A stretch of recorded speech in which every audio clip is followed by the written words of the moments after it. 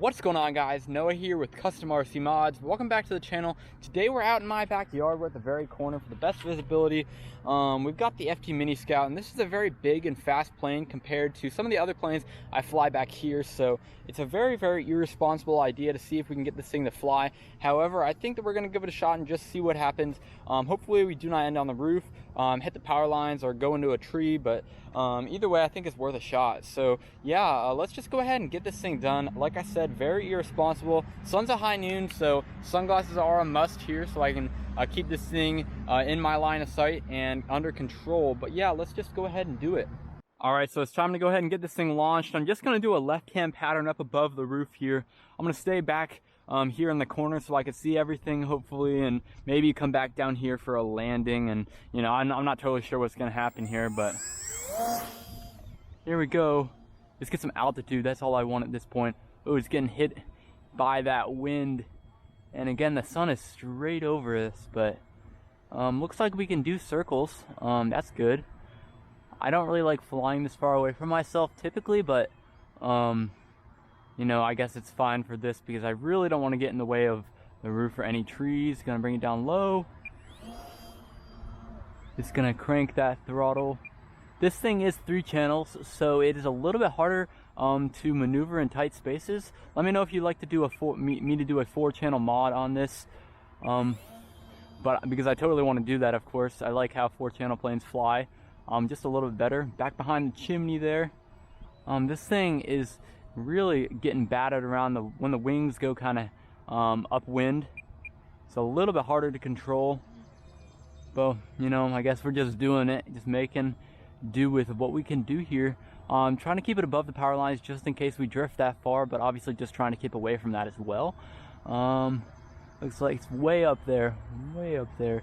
I mean, I'm just kind of cruising around at half throttle. There's not much to say about this. Just keep it high and keep it out of the way of any of our obstacles here, and it's not too crazy. It's a little bit hard to control. Like I said, I'd really like it to be a 4-channel plane that I do this with, but this is, I mean, I couldn't fly the Mustang back here, that's for sure. Just doing a full throttle punch out to gain some altitude. Let's drop it in, just like that. Glide it right on by, shoot it back up to the moon just to get that little extra insurance policy on there. It is a very beautiful day out. There is a little bit of wind. I believe it's at my back right now. Obviously you can't really feel it till you get above the trees, so I don't really know how to prepare for it. I can't really feel any gusts. It's just basically reacting to how the plane is flying, and like I said, it's kind of hard to predict. It's a little battered around, especially on this kind of front straight right here as it is coming closer to me, but I just kind of got to go back right up through here. And other than that, I mean, seriously, it's not flying all too bad, all things considered, that we're in a little backyard.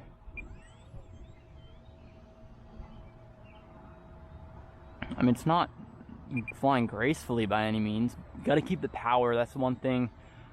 This plane obviously doesn't have a traditional full-on airfoil.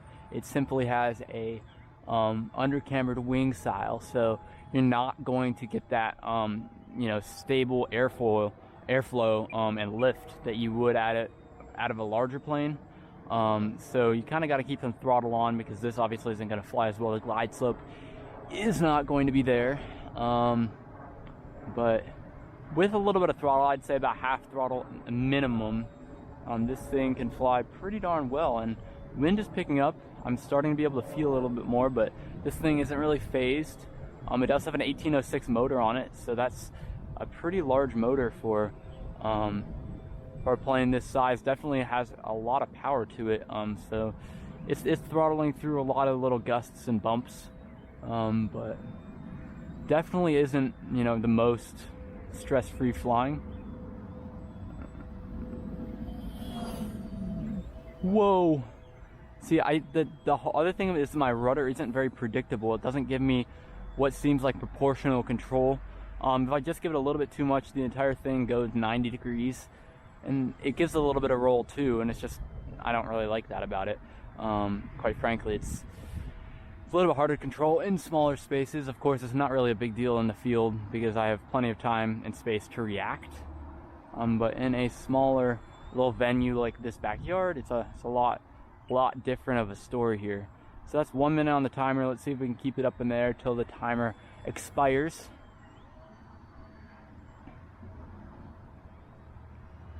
It's also kind of hard to hear my motor sounds, which is usually how I judge my timer or my battery time remaining on it before I need to land, if that makes sense.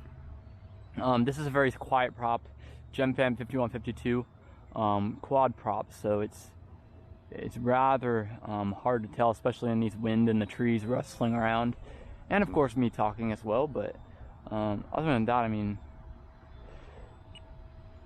yeah, there's 30 seconds, I believe. Only speculating, I guess. I don't have voice alerts set up for this model. That would be a nice thing to set up. That's 10 seconds. And this thing doesn't run off of a 5-minute timer either. It runs about 7 minutes, so we definitely do have more time on this battery, but I'm not going to chance it. Let's do some low passes, see if we can get risky with it. Just gonna go ahead and bring it down over the neighbor's roof and down kind of towards me. Okay, almost ran into that little tree right in front of me. Alright, last pass before the approach. Whoa. Alright, we're in a tree.